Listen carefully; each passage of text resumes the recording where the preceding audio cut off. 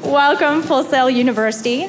My name is Cassandra Willard. I am the course director for Advanced Entertainment Law in the Entertainment Business Masters of Science program. I want to welcome all of you to our Legal Issues in Entertainment panel. We are honored today to be joined by three fellow entertainment attorneys. We have Bill Whitacre, Shannon Ligon of Ligon Law, and Tom Player of Player Entertainment Law. So I'll go ahead and kick off by having each of the panelists give you a little bit of their background, their journey getting into the world of entertainment law. Start? Okay. Bill Whitacre. I work out of my house in Maitland. I was at Disney and Universal for a number of years. I worked mostly in the film industry, some television, some music. And since I was a kid, the first grade, I liked to be on stage. I did a lot of stage things. I liked to play guitar and all that jazz. I love music. And when I got through school and went to law school, at that time, it never dawned on me that I could combine arts into a legal career. So I just thought a lawyer was kind of like a paper pusher guy who had a little bit of prestige, would make some decent money and, have standing in the community or whatever. And then I became a fairly successful commercial lawyer, representing ABC Liquors with a law firm here in town, and was doing a lot of trial work.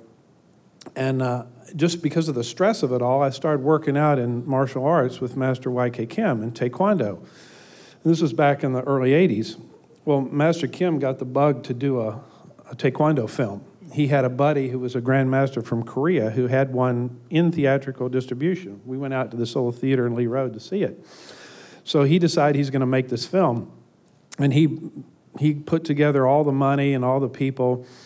And the funny thing was there was no script. The director, Master Park, he didn't even speak English. So it was essentially a remake of the film that he already had out there, but with new people in it. But it had great martial arts choreography and great 80s music. Angelo Giannotti and some of the people who were around then. I mean, it was really good stuff. But the acting, it was pathetic. So he went on, made the film, got a little bit of a distribution deal, and this was my entree into thinking, well, wait a minute, I'm already his buddy, I'm his lawyer by now, since I've been working out with him a couple of years, so then I thought this could work. And that led me into other areas of music and film, and then I grew with it. And interestingly enough, that was the first film I ever worked on. It's been a little over 25 years ago. And last year, Master Kim got a call from these guys in Texas at Draft House Films. And, his film had disappeared the year after he released it to some small distributor in California. And some guy in Texas bought one of the 35mm reels on eBay because he was a film cult guy. And he convinced his buddy who owned Draft House Films to screen it with an audience one night, and people loved it. It was so bad that it was good. Seriously. So last December, it was released theatrically in like 14 cities by Draft House, and they're doing a 25th anniversary Blu-ray, edition, and they billed it as the film that was so bad that it's good. So it got re-released 25 years later, and out of consideration to me, he had put me in a scene that got cut. But that outtake was still around, so I'm on the Blu-ray in the the outtakes, which is kind of funny to go back and see that after all those years. But then we'll talk later about networking and all that. But I got into the business because I didn't want to go to L.A. or New York because I had kids and I liked this community. So I networked with music people at the old BJ Studios on Lee Road. I was talking to one of your faculty guys about that today in the audio department. And then gradually grew into working on films when the film industry came to Orlando, and then '99 met the Blair Witch Boys and was fortunate to have a few breaks along the way. So it's just following an interest that I had since I was a kid and then finding a way to combine that with a law career. Hi, I'm Shannon Ligon. Pleasure to be here today. I love Full Sail. You guys are awesome. I actually got started in entertainment when I was young. I have the ambition of a 10-year-old. I want to think I can do everything. But I started out as a sole proprietor, kind of working in music, and then I really got started with working in sports. I used to work on my first internship outside of music.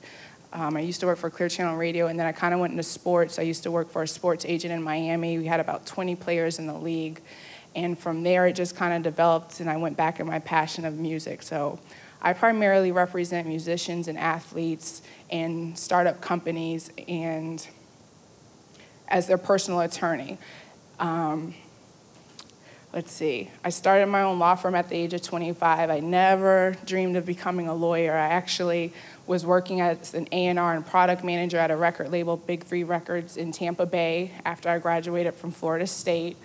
And my mom said, when are you gonna get a real job? I said, why not my dream job?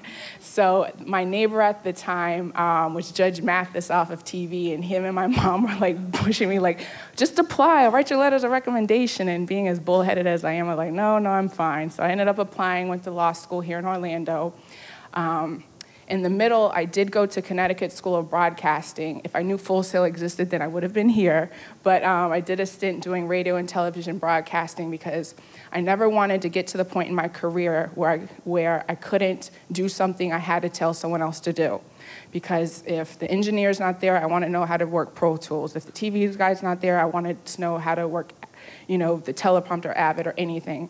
And I think the more knowledgeable you make yourself, the more available you are to help your clients and be a better resource. Because, I think that's wonderful we're doing panels like this, because the more knowledgeable you all are as students and business people, the more we're able to engage at a higher level of doing deals and licensing and things like that. I'm probably getting so off topic, but I've worked in music, like I said, sports. Trying to think what else. When I was in law school, I started the Entertainment and Law Symposium. I think now they continue to do it their 7th year. I started a 3-on-3 basketball tournament. I like to do things, and I'm all about finding your passion and living out your legacy, because once your passion dies, your profit dies. So whatever in your heart to do, you guys are here for a reason. So find out what that desire is in your heart and just do it. Hi, my name is Tom Player, and I love Full Sail too. I actually lecture here periodically and always enjoy coming and talking to you guys. I'm an entertainment attorney, like my colleagues here.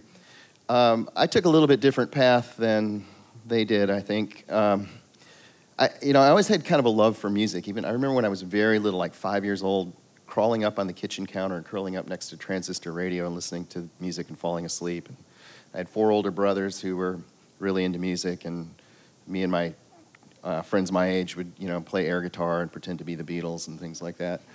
But I never really thought of it in terms of something I wanted to do until I was about 14. And a buddy of mine dragged me to my first rock concert, and it happened to be Kiss. And back in that day, there was all general admission. There were no barricades between the stage and the audience, and I managed to elbow my way right down in front row, right in front of Gene Simmons. And I looked up at him, and he's like spitting fire and breathing fire and spitting blood. And I stepped back from the stage, and I went, I want to do that. That looks really cool. And as chance might have it, that Christmas, my older brother bought me a bass guitar and some lessons, and I started learning how to play. And next thing I knew, I was playing in a high school rock band, and next thing I knew, I was out of high school and touring the country, and next thing I knew, I was touring the world, and next thing I knew, 12 years had gone by. And during that time that I was playing, I saw my friends in bands. I was always kind of like the business guy in the band. I had a real interest in the business side of music, and all the those details just somehow gravitated towards me, whatever band I was in. But during the course of those 12 years, I saw my friends in bands, either getting screwed by their record label, or screwed by their agent, or screwed by their managers. Only one of those is good. And I kind of made a conscientious decision that if I left the profession as a musician, I wanted to stay involved in some way where I could help artists. And as chance might have it, I was 29 years old. I was in the best band I'd ever been in as far as the level of musicianship. And we recorded a great album. And the A&R guy who had signed us left the label. And the guy who came in and took over his book of business didn't want to take a chance on somebody he hadn't signed. They shelved the album, dropped us, and that was kind of the turning point for me, because I was about to turn 30, and I didn't really want to, be in my 30s playing in some bar somewhere. And there's no stability in the business. I mean, one day you you're playing to 10,000 people in Japan, and the next day your band's breaking up on the flight home, and you're back to square one. And that literally happened to me. So the best path to do that for me seemed to be law. So during those 12 years, I'd cobbled together an associate's degree just between tours and things like that. So I went back to school at University of South Florida in Tampa and got my finance degree, and then went up to University of Florida and started law school.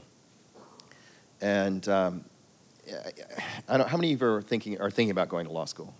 Okay.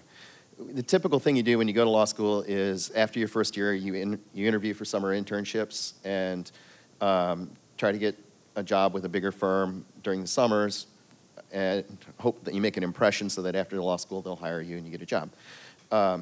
So all the first year students put on their little suits and ties, get their one-page resume. The big firms come on campus to interview, and they literally go from one 5-minute interview to another, to another, to another, and hope that they make an impression. So I did that. I put on my suit and tie, my little one-page resume, went from one interview to another, to another, to another. Got out at the end, saw the line, all the other students in their suits and ties had little one-page resumes, and I went, this blows. I have got to do something to set myself apart from those guys. So while I was in the middle of a semester of law school, I studied for and took the GMAT and applied to the MBA program at Florida. And I just kind of did it on a lark. I didn't expect to get in because I think at that time was like the 17th ranked MBA program in the country. So I'm going about my business in law school, and 5 weeks later I get this big thick envelope in the mail, and I'm like, oh crap, I got in. What do I do now? And I couldn't retroactively become a dual degree student, so I just started taking MBA classes on top of the law classes, and I went straight through summers. And as it turned out, I graduated with my MBA 2 weeks later with my law degree, and I was only a semester behind my starting law class. And I also worked the whole time I was in law school. I clerked for a firm, and I was chief defense counsel of the Student Honor Court at Florida, which is an actual administrative court of the state of Florida that prosecutes like plagiarism cases and things like that. So I got out of law school, and I followed a girl to Winter Park. You know her. And that didn't last too long, but I stayed here, and I started reconnecting to the music business and officially opened Player Entertainment Law in 2000, and started building it up from there, and now it's been, well, 13 years, and I'm loving every minute of it. Fantastic. My background is as windy, I think, as all of ours are. I announced at the age of 5 that I wanted to grow up and be a tax attorney. Scared the heck out of my parents because I was raised by 2 non-lawyers, so they had no idea what they were teaching the kids in the streets in kindergarten. I ended up getting a printing calculator, which is what I asked for my 5th birthday, which I think scared me more than my parents. And the number one thing they said, which is very ironic considering where I am and the fact that I've been with this institution for a decade now, my parents, who were both educators, looked at each other and said, she has to be a tax attorney, it's fine, just as long as she doesn't become a teacher. So I joke around that this is how I rebel to them, is by being an educator. The love of wanting to help people has been with me since early on, which is why education was always such a passion, but law was as well. I ended up going through business as my undergraduate degree and focusing in hospitality, finance, as well as accounting. And in one of my classes, we had a guest speaker come in, Robert Earl, who was in charge of Planet Hollywood at the time. And I was a junior, and I had just gone into the business programs, focusing not solely on accounting and finance, but moving into hospitality as well. And at the end of the session, I went up to him and I said, I'm really intrigued, I'm interested. This is a company that's growing substantially. At that point, they had about 170 locations worldwide. Could I have a card? And he handed me a card and he said, you're intending to go off to law school? And I said, I had just taken the LSAT. I'm getting ready to start applying. And he said, fantastic, keep my card. When you're done with your first year of law school, call me. So I didn't stand in line in the suit with the one-page resumes. I went ahead and called him, and I said, I don't know if you remember me. I met you. It's been about 2 years ago, give or take, but I'm really interested. I'm headed back to Orlando my first summer. Would you be willing to take on a summer associate? And he said, absolutely not a problem. And then when I sat down in my original interview, the first thing that I had explained to me was that they were going from 200 to 18 locations, and they would be slimming down because they were in preparations for bankruptcy. Yay! Which honestly, in hindsight, and one of my big tips is you learn a lot more from the failures sometimes. When I came on board, it was one of the best experiences because I had a tremendous amount of work going through figuring out what we owned, figuring out what we had, what we could sell, what we could send back, what we could cancel, so on and so forth. And we were ironically still in a growth phase at that time. We still had launches scheduled and they had contracts listed, and we're still in negotiation. So I had a great opportunity to work with them and to be able to work with them over the years. And then when I came out of law school, went to University of Florida as well. When I came out of UF, I worked for a number of different boutique law firms, starting off in the .com world on its little tidal wave, and then ended up moving into the world more with music, special effects, film on that side. So I do a tremendous amount of transactional work in addition to teaching here at the university. So it's a great balance. And I know personally one of the questions I get asked a lot is dealing with protecting ideas and concepts. Many of us have some really great ideas when it comes to the industry. So I'd like to ask the panel, what tips would you have for our students to make sure that their dream doesn't end up being that horrible behind-the-scenes story of some network television where it all went wrong? Whoever would like to start. Well, it depends on, who you're talking to in that regard. I mean, for songwriters, obviously, protecting your copyright in the songs is important. But one thing that I see repeatedly in the music business is people collaborating on songs and never giving a second thought to who owns what as far as copyright splits, percentages of ownership, that kind of thing. And, I'm constantly berating songwriters that I don't care if you scribble it down on a cocktail napkin, talk about it when you write the song and do something to memorialize it, and then later on we can deal with formalizing that. But that's one thing that I think is critical because you get a lot of disputes about who wrote it or how much of it did you write or what percentage do you own. The legal presumption, if you collaborate on a song, is that all of the collaborators own an undivided equal share of the song. So like if I write the lyrics and you write the music, we each own half of the lyrics and half of the music. But that's one area where I see a lot of misinformation and misunderstanding among songwriters, so that's critical. As far as other ideas, the more general thing, I mean, if you've got a concept for a great new music website or a new app or something that's going to revolutionize the world, it's short of having something tangible that you can protect by trademark, copyright, patent, you can't really protect an idea in itself. So the best thing that I think you can do as a measure, a step in that direction, is anyone that you're dealing with that idea, make them sign a confidentiality, non-disclosure, non-circumvention agreement. It's still difficult, but it's at least something to protect you somewhat. I completely agree. Right now I'm in a situation, I represent the vice president of the National Basketball Association, and we're going through the rounds with his venture capital, and I said, before you sit down, before you deal with me, let me give you an NDA, a non-disclosure agreement. And I think sometimes people have the assumption people get turned off when you're gonna send them a contract, but if you've put so much work into your idea and your business, you have to protect yourself. And so before we even sat down with the meeting, I, as his lawyer, lawyers help foster like a buffer so it doesn't mess up the relationship and the dichotomy between you and the person you're contracting with. So your lawyer kind of intercedes and intercepts. So I was writing, as finance guy saying, before we meet with you, here's a copy of the NDA. If you have any questions, please let me know. They sign the signature page, fax it back to me, no problem. So it also helps set a level of professionalism in what you're doing too, that it shows they might really have something if they're trying to protect it. And the more astute business people know that, it's kind of just a course of procedure. And the copyright laws have even changed to allow a little bit added protection. I know now we have pre-registration of copyrights that you can do for your intellectual property that don't give you the same protection, but at least it kind of time dates and stamps of what your intention is in that work or material. So I'm always an advocate for setting up companies to further protect yourself. Like LLCs are the way to go unless you're doing things like movies and things that you have a lot of money coming into them, and then obviously trying to obtain your trademarks and things like that, because, you know, like Tom's advocating, unless it's on paper, and especially in entertainment and intellectual property, you really never know who owns what, especially if you're licensing it or selling it and things like that. It has to be in a written form. So just, it's always best to be proactive than reactive, because it's easier for us to protect something than go back and stop the damage control. So, and if I can just comment on something you said about being the buffer too.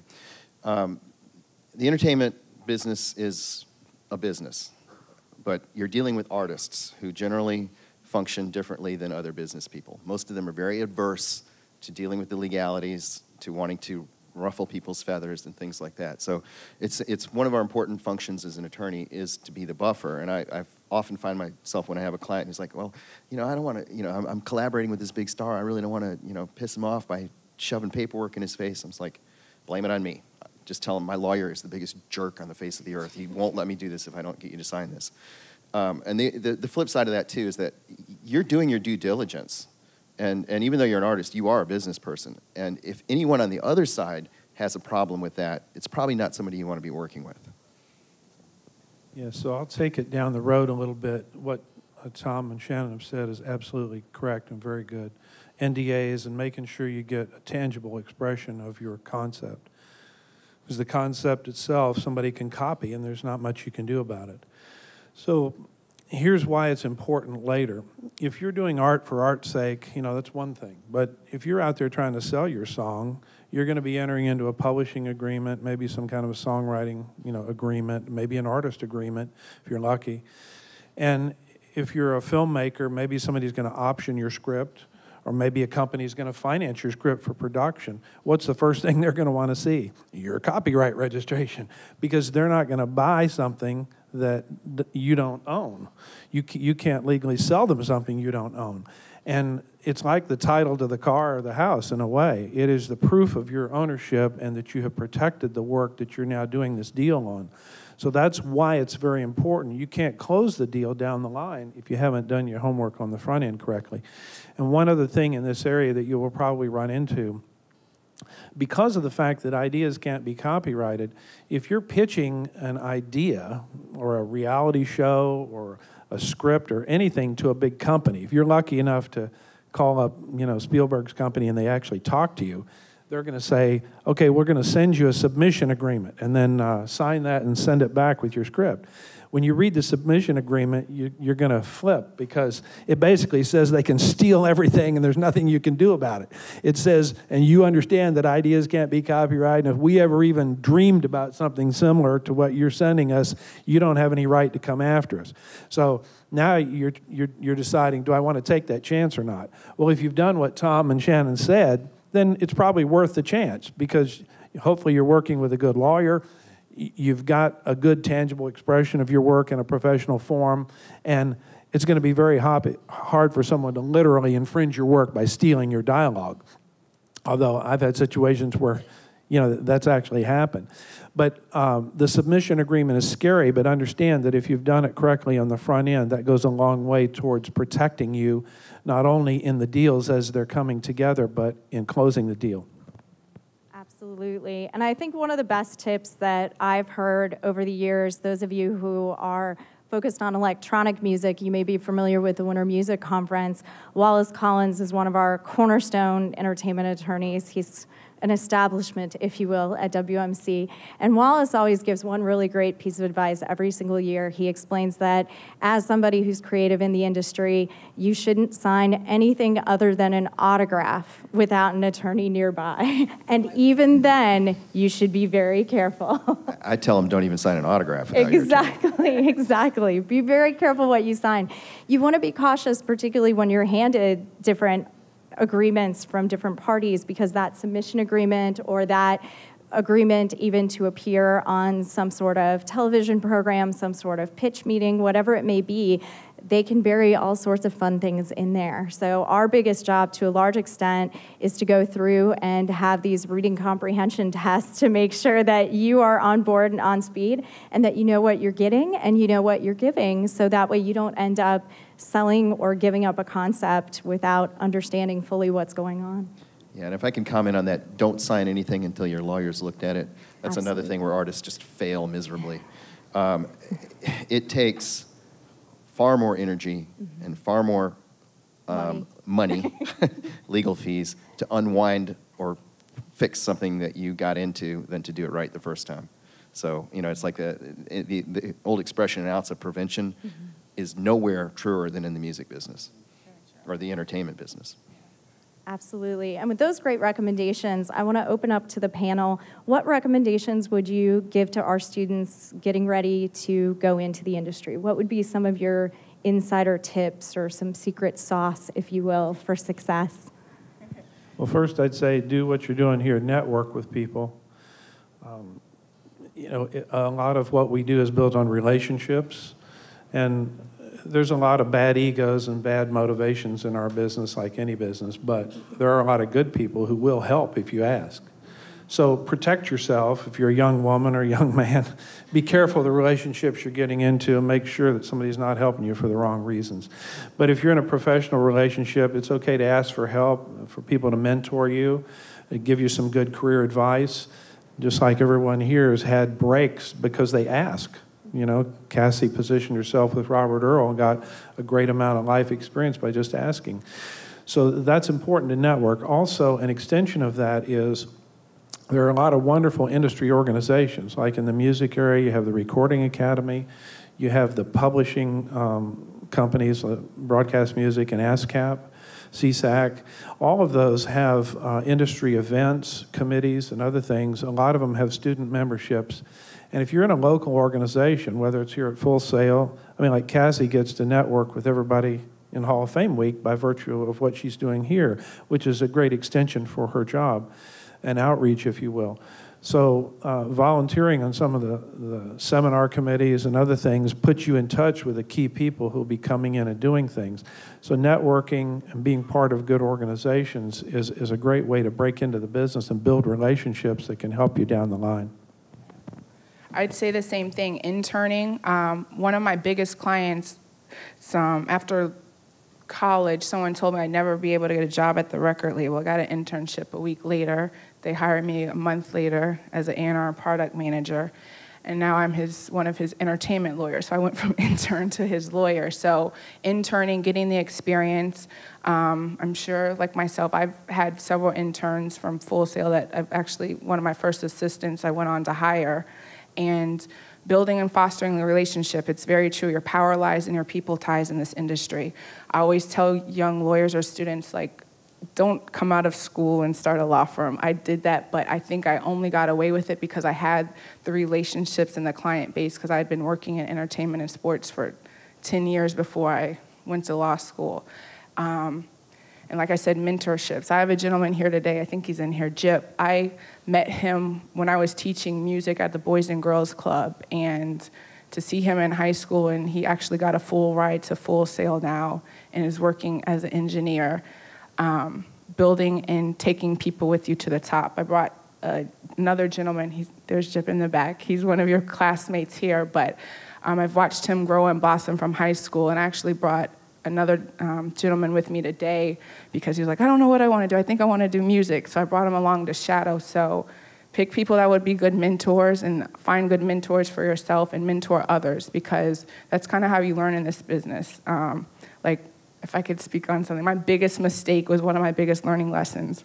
When I was in law school, my professor, Hensley, he actually wrote all the case law books for entertainment and sports and theater law. I was doing deals in law school. I used to be a musician and rap and do all that stuff, but me and my colleague as a songwriter, we had the first independent song ever to get placed on Madden. So I said, Haley, let me let my lawyer look at it, meaning my professor. Artist management, don't sign anything. My co-writer signed the agreement. She was like, well, Snoop Dogg and whoever else was on there, they're getting like $10,000. I'm like, we're nobodies. I said, let's get our little publishing. She ended up signing it and sending it back to EA Sports. The game went on to send 10 million copies worldwide. So when I say you learn a lot from doing, not that we were gonna make all that money, don't get that confused. We did end up working something out, but that just taught me the lesson of having good management with my clients, because I even in my agreements, like, don't do anything I've not advised you to do, because the minute it goes wrong, they look back at us, you know, and put everything in writing. And I was lucky to have a good mentor, Bill Hensley, and a lot of mentors across, you know, our profession. Like, you can ask Tom, we have a listserv with entertainment lawyers. When I need something, I ask, and you'd be surprised the response you get. Yeah, absolutely. You know, whether it's law or some other aspect of the entertainment industry that you're going to go into, the one thing that's universal is networking. You know, I mean, contract law is contract law. Intellectual property, estates and trusts, family law, those are all encompassed in the practice of entertainment law. What makes entertainment law different is the unique industry spin that's on it. You know, the way the industry operates, what the customs and standards are is far different than anywhere else. I mean, if you could take the best contract lawyer in the world who doesn't have entertainment experience, show him a, you know, 50-page record contract, and he would freak out, because the stuff that's in there is just ridiculous by any other standard, but in this industry, it's the norm. Same thing with understanding how publishing contracts work and that type of thing. But, you know, so if you're going to, like, continuing legal education courses for those things, like if you do personal injury practice or family law or something like that, you can download the stuff and do it online. In the entertainment industry, it behooves you to actually get out and go meet people. And go to the conferences, go to South by Southwest, go to Florida Music Festival, you know, go to the Florida Film Festival, get out there, meet as many people as you can. And when I say meet them, I don't mean you walk up and give them your card and say, hey, let's do some business. That's not what networking's about. What networking is about is actually getting to know the person. You know, so many people I go to all these networking events, and I gave out so many cards, and I met so many people, and you know, nobody ever called me, nobody ever followed up. Well, gee, you know, there's a million people out doing that. You actually have to show an interest in the person you're talking to and get to know them. Last week, I spent a half hour on the phone with the CFO of Wind Up Records, trying to find out some details on, there was an issue about the exact delivery date of the last Evanescence record and how many units had been sold. And the first 20 minutes of that conversation was talking about, you know, how they handled the superstorm that hit up there, how's your family, how are the kids, what are you doing? And then the last 10 minutes, you know, we actually got to the part we needed to talk about. But it's that level of actually engaging somebody and becoming interested in what they're doing and who they are that will make, you know, an indelible mark on them that later on they'll remember you and they'll be like, oh yeah, that Tom Player dude, yeah, he's a pretty cool guy, I'll send him something. Or, yeah, that guy's a jerk, forget it. Hopefully not the latter. But yeah, networking is the #1 thing in this business. It is a people business for sure. And also, could I add one thing? Your classmates, like, I know so many Full Sail, like Corday that started Lucia Media and What's Good, like, they started their businesses with their classmates. So use each other as your resources. Like, someone might be doing music, someone might be doing film, you guys might be a production company at the end of the day, or just you all will be your own referral base. Like, I get so many clients from my classmates from college and law school and things like that. So, you know, utilize the resources and relationships you even have around you. Yeah, I had lunch yesterday with a client, the mother of a 15-year-old singer who's just phenomenal. And, you know, I was explaining to her that because she was asking me about shopping to record labels. And I explained to her that one of the biggest roles that we have is just knowing all of these people and what they do, like Shannon just said, and matchmaking. You know, it's like, oh, you've got this project. I know these 2-3 people that would be perfect for that. Let me put you together. That's a big part of it, too. And as Shannon said earlier, the more you know, the more you can do. And so, you know, involve yourself in every aspect of the business, the technical side, the legal side, the business side. Stay up on all that stuff. I mean, one of the big advantages I feel like I have as a lawyer for musicians is that I've been there. I've seen the highs and lows of it. I did it for 12 years. And I've done everything from, driving across the Midwest in a broken down van that was so rusted out, you could see the road going under you from the floorboards, that weren't there, and sleeping 6 in a Motel 6 to, playing to 10,000 people and being in chauffeured limousines, So that, knowing that broad range perspective allows me to kind of know the artist's mentality and where they're coming at, no matter where they are in their career. And that's a huge advantage. So just absorb all of it, be a sponge.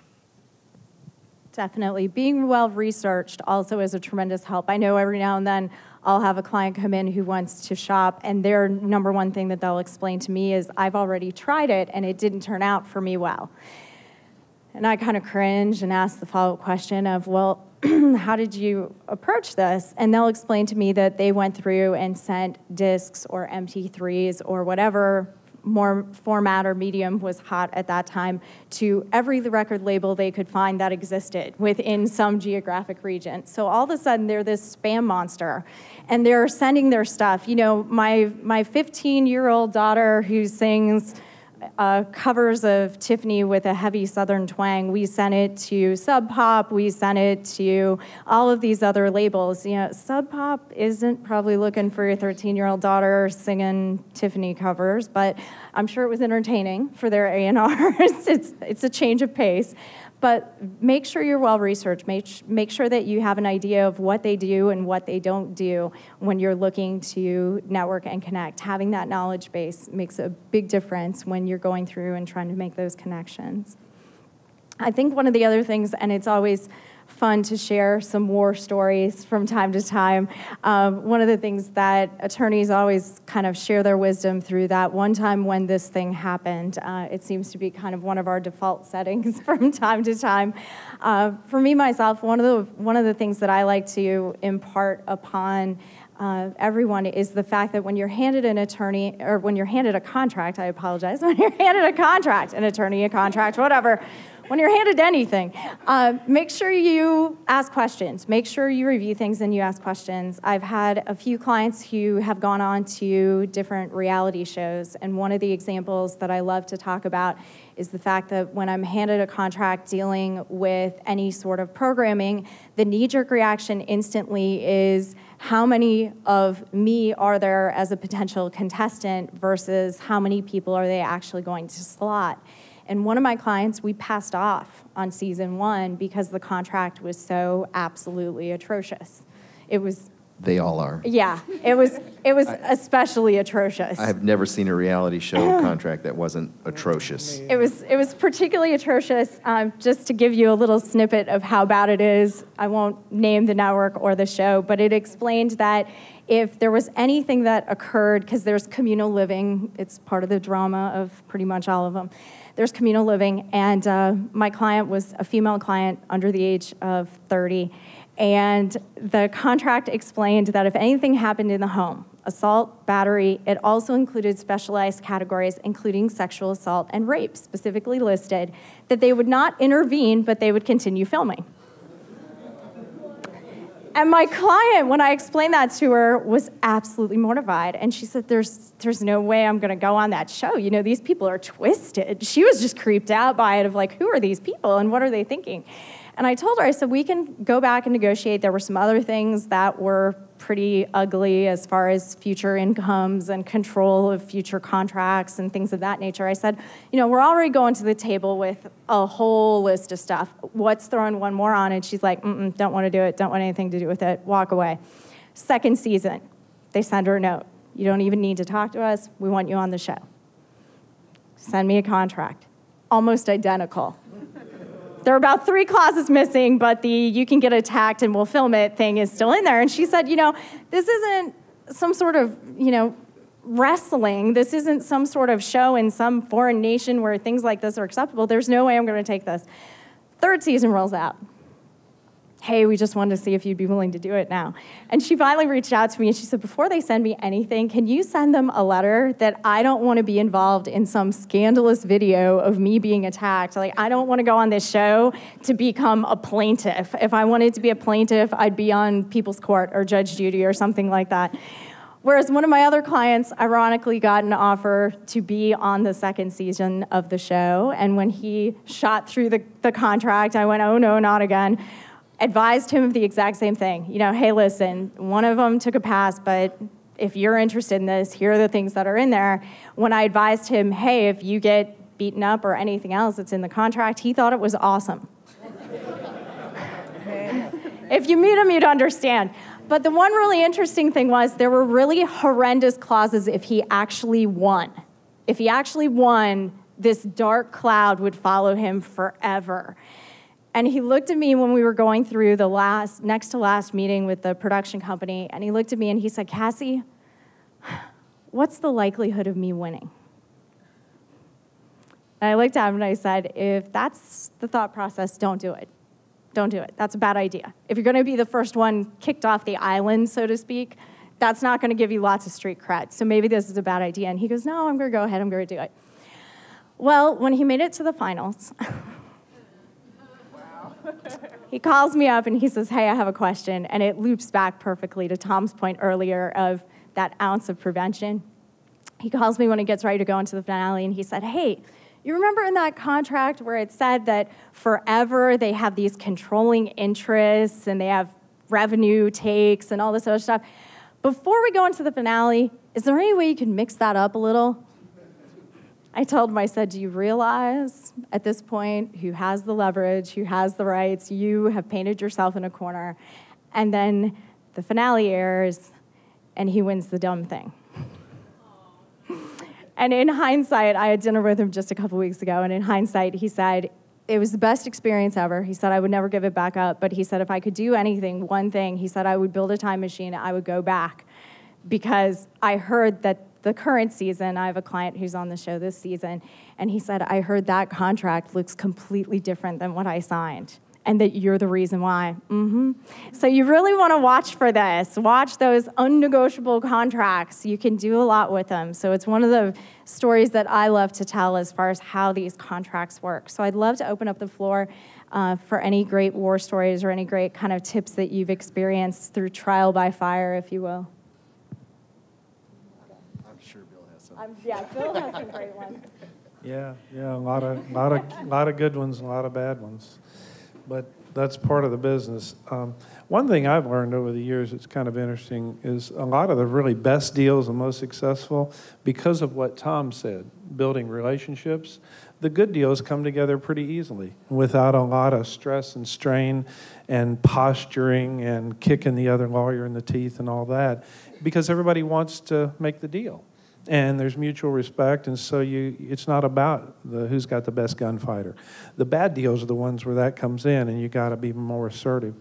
But I would say one of the biggest success in my career was the Blair Witch Project, and it's got some really good teaching points in it that I'd like to share with you today. And one is that when those guys came to me, nobody would help them make that film, and they had no money. So that they did it all on their own for literally under $50,000. And when they came back with 18 hours of raw footage, they had no money to finish the film and do anything with it, to even edit it. So that's when they came to me, and I put together a package to raise finishing funds and marketing. And I said, what's your plan? They said, we want to enter it in Sundance.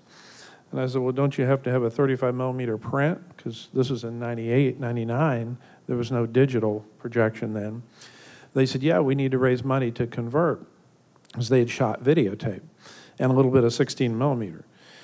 So we put together a package to raise a couple $100,000. And we raised about 85,000 of that, and they started putting it together, but they still didn't have enough to go to the film print. And I remember it was in November of 98. They had submitted on video to Sundance, which you were allowed to do, but if you got selected, you had to come with a film print. So they were under this deadline that within less than 45 days, if they got in the festival, they had to have a print. And they were getting really desperate for some money. So Dan Myrick, who is one of the directors who ended up on the cover of Time magazine for this film, he was actually working a commercial at Enzion just for a few bucks because they were starving. And the guy producing the commercial said, oh, I know this guy in New York that might give you some money. I don't know, he's kind of a player. He's sort of a rich guy. So they said, well, have Bill call him. You know, they thought it was such a long shot. So I called the guy, and he said, yeah, it's kind of interesting. Of course, I don't know you people, and you're asking me for $100,000. But he said, I might be interested in this deal. What would I get for it? And I said, well, my guys are willing to give up a pretty big chunk of the movie. And he says, well, you know, okay, but how do we know it's going to be worth anything? It seems pretty unconventional. Do you have a distribution and marketing plan? Not really. We want to go to Sundance and hope somebody likes it, and maybe we'll make a DVD deal. So the guy said, well, I would need to fly down there and sit in the editing with you and have final say on what it looks like. So I took this back to my guys. I said, good news, he'll give us $100,000. Bad news, he wants creative control. And they said, tell him no.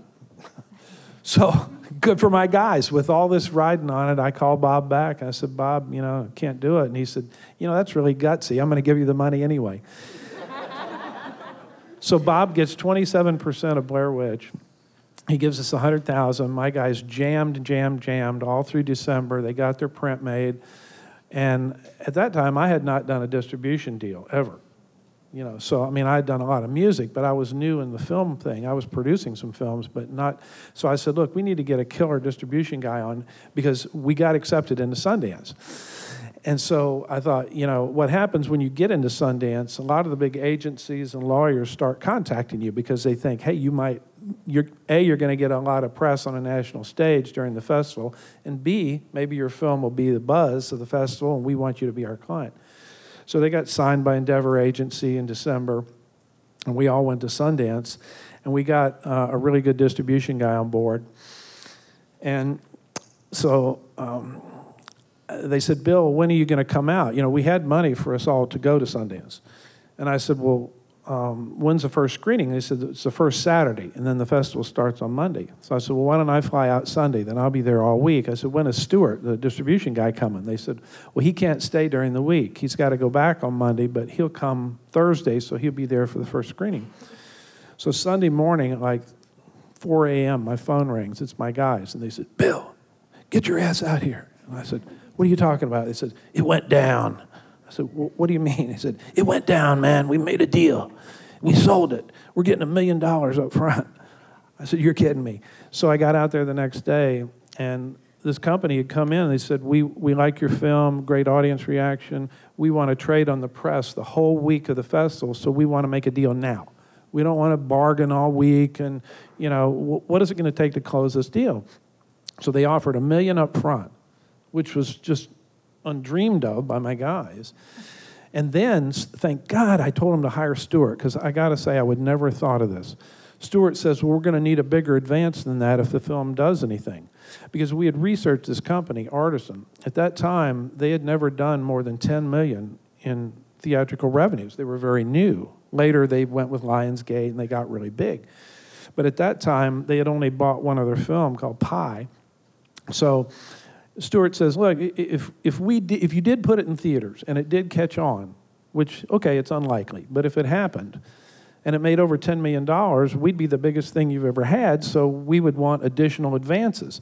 And they said, there's no way we could even do that because we don't even calculate the bottom line until 2 accounting quarters down the line, and what would be the judge of that? And Stuart goes, well, you report, not you, but the revenue is reported every week in the trades, right? USA Today, the papers. Why don't we just use that as an index? And they said, all right, what do you want? And he says, I want 20% of everything over $10 million paid weekly during the theatrical run. If it goes over $10 million, that's what I want. And they said, will that close the deal tonight? And my guy says, and a foosball table. No kidding, they did. So they said, all right, you got it. So they closed the deal. Monday morning, Artisan buys Blair, you know, blah, blah, blah. So it was a big deal. So just incredible. So we got that deal. All right, so now I deliver the film. I had it pretty much ready to go already, but I delivered it to him. Everything was great, got the insurance. There was a little glitch there with copyright because the underwriter calls me. He says, Bill, you got a big problem. I said, what? He says, you got a character in the film there's no clearances on. I said, that's impossible. I got paper on everything. They said, no, it's that axe murderer they're talking about. I said, well, that guy was made up. And they said, yeah, but you're claiming this is like a pseudo-documentary, may be true. What if somebody's got that name, claims that that's their ancestor, and you've slandered them as a murderer? Well, what do you want me to do about that? And he says, I got to have something. You get creative. So I call Rob Kelly, and I said, Rob, you take the tax assessor's office. I'm calling the library and the driver's license bureau. And I said, do you have anybody in your county area of this name? And thank God there wasn't anybody. We got affidavits, we sent them the insurance guy, so we closed the film, delivered it, get our $1 million. Now they're going to put it out in theaters. And they put it out on like 19 screens originally, and between July of '99 and October, it earned $140 million. Unbelievable. Now, the cool thing about it is $130 million of that 20% went to my guys every week. And that was awesome. So I don't think that deal has ever been done before or since. Now, how did they do that? Now let's go back, and this is the message I want to tell you. These guys are just like every one of you. They were relatively new. They were students. They had no credits. They had little experience. And they wanted to make a scary film. They said, we want to make something as scary as Jaws. But we got no money. We have nothing. So they came up with the idea of the woods at night as a venue, right? What's more scary than that? And it's free, right? We're going to find a big park in Maryland where Ed lives, and we'll go out there. All right, so the other thing a lot of people don't know is there was no script for Blair Witch. Greg Hale had been in the military, and when he was in the military, he was subjected to this prisoner of war training where you have to go tactical and pretend you're captured, and they put you in a cage and all this stuff. And he said, what if I could do that with actors? So he signed these actors that they would have to be in the woods 8 days and not go back to the hotel every night. They would actually be immersed in this lost experience. And I don't think they really understood what it was going to be, but this is what he did to them. They put them out there, and they never had no more human contact until the 8th day. They were literally lost and given a GPS, and at night they were left little containers. Each one of them had an individual direction for the day, but that was it. They'd say, follow these coordinates and record everything. So like one day, they gave them coordinates that after 3 hours would take them back to the same place. And then that day, they told the guy with a map, lose the map. But they didn't tell him why. So it all became very spontaneous, and they cast the film based on, the extemporaneous capabilities of these three people, told them to use their own first names. And of course, when they got back to that point, they said, get the map, and he says, I lost it, and then, they set it up, but they didn't script it, so it became very real. And then in editing, they realized what worked best was in the woods, so they cut out all of the, this is my film instructor from Full Sail, and this is my mentor and my law, whatever. And that was used on a sci-fi making of, which people thought that was real, which was really funny too, because it was all made up, but they were still feeling sorry for these students. But the point is this: the strength. Here's the lesson I want you to get. Take your weaknesses and turn them into an asset, because the weaknesses that they had was no money, no production value, really nothing to make a movie. So if we call it a student film and we convince people it might have been real, then they will excuse all of the expectation that it should look like a Hollywood production, right? Because it's a student film, and so the camera's going to shake, the film's not going to be sounding that great, et cetera, et cetera. And even though it was, it jarred your consciousness a little bit, it still was accepted on that premise, so it was not criticized for lack of production value. And then allowed people to immerse themselves into the characters and see what was going to happen to them. So those guys, just like you, they had the asset of their creativity and their youth. And the business, like Tom and Shannon know, it's a youth-driven industry, okay? And it feeds on new product. It's got to have songs and plays and movies and concerts. So this is what you have that doesn't cost you anything other than your time and your creativity. You can turn it into an asset. Don't feel that you're restricted because you don't have credits yet. Don't feel that you're restricted because you don't have any. You can create a tangible intellectual property asset with your own brain power, and that's the greatest asset that you have. Absolutely. I'd go ahead and open the floor. Shannon and Tom, if you'd have some thoughts as well. We have just about 5 minutes left before we transition into Q&A, so go ahead. I have two quick ones. One is, the first lesson is don't engage in Pyrrhic victories. And then the second lesson is trust your intuition. A Pyrrhic victory is basically a victory that's won, but it costs so much that you really might lose. So my example is, I have a young entertainer. He was putting out an album, and he got slapped with a cease and desist letter from this big wig movie and TV guy. So I said, okay, look, he owns the trademark, let's change the album. I go out of the country, go on vacation, probably a lawyer lesson, don't go on vacation in the middle of a deal and not have cell phone access. So I said, look, well, you're a comedian, there's exceptions to copyright laws for parodies, and he's a comedian, so he changes the title. And when I get back, he sends me the new cover, and it went from the new king to, he changed it to the new king of comedy, so this F expletive, N-I-G-G-A, won't sue me. That was the name of his album. So I said, and he put it out while I was gone. So I said, we have to put... Is there a problem? Yeah, and then said, is there a problem? So I said, no one thought to send this to me before we put it out, and his manager's like this bigwig and music guy. So then we were going on through negotiations, and my client, who was well under 25, he thought, because he was making pretty good money off as a young guy, he's making 3 times as many a month. He thought just because he had the money and the resources to push it, and it fell into the exception, that it would be worthwhile to do so. And I said, you know, you need to utilize this money you have to propel and save and to continue your career. So we ended up changing the name. So that's my lesson, is that just because you might have the money and the resources, don't engage in foolishness, and just don't try to win for the sake of being right, a Pyrrhic victory. My second one was about trust your intuition. I represent a lot of executives, and 2 being the senior vice president of cash money promotions in the vice president, Malcolm and Mel. Great guys, I love them, and this is out there on TV, but they decided, before they signed this artist everyone knows now as Drake, they're like, Shannon, we're coming to Orlando. You want to do the after party? I said, of course, yeah, I'll be a cool entertainment lawyer. So I was the first person to bring Drake to Orlando. And we did the whole after parties for Drake, the whole tour. Come to find out, a couple weeks later, the president of the record label finds out about this, and everything stops. So I have to call my client and say, were we supposed to be doing this? They're like, no, well, you see, he's a new artist. No one was doing this. So Baby of Cash Money politely found out about this, so everything stopped. And I said, did you guys think this was okay? They're like, well, no, but we saw it as an opportunity. And I said, well, if you knew this was wrong from the beginning, A, why did you get me involved?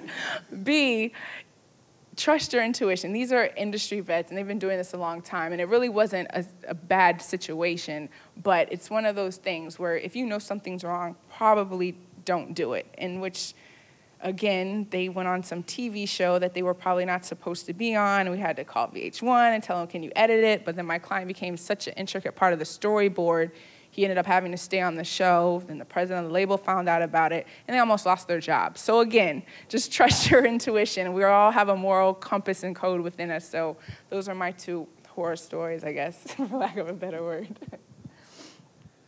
Unfortunately, most of my war stories I can't repeat here.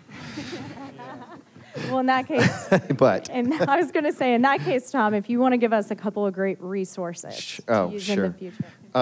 Well, all right, there are a lot of publications that everyone should read. Some of them are boring but necessary. Some of them are engaging. Some of them are very opinionated.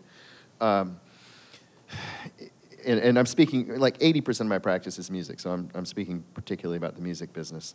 But knowing the business, knowing what's going on is important. You should get The Hollywood Reporter, Billboard magazine, either digitally or physically.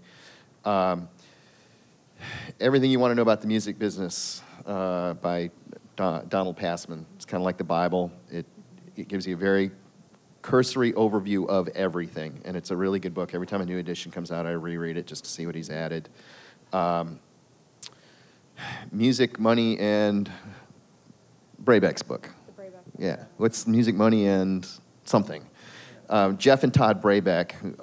Interestingly, I'm in a big tiff with Jeff Brabeck right now over some royalty money from BMG, and it's he's like the guru. He and his twin brother wrote this book that just breaks down publishing and how money works in the industry. It's a very good book. I recommend you read it. There's a blogger named Bob Lessitz. He's very opinionated, but he's interesting, and he kind of has this contemporaneous stream of consciousness, the way of writing his blog, but there's little nuggets of wisdom in there. The opposite of him is a guy named Moses Avalon.